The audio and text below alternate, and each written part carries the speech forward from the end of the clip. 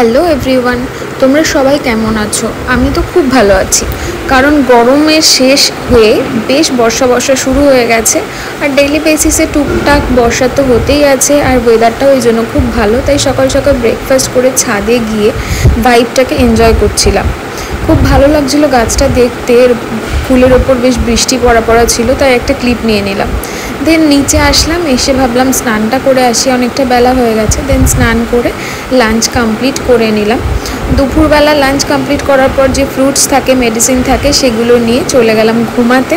তারপর সন্ধ্যাবেলা উঠে কিছু স্ন্যাক্স খেয়ে নিয়েছিলাম। আর অনেক দিন থেকে আমার কেন জানি না ভীষণ ঘুগনি খেতে ইচ্ছে করছে, তাই জন্য রাত্রেবেলার ডিনারে মা আজকে করেছিল ঘুগনি আর পরোটা। আমার তো খুবই ভালো লাগছিলো খেতে, কারণ আমার খুব লোভ লাগছিলো।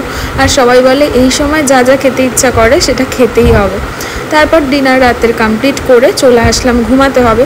বরমশাই বিছানা করে দেয়, এখন একদমই আমাকে কাজ করতে দেয় না। দেখা হচ্ছে নেক্সট ব্লগ।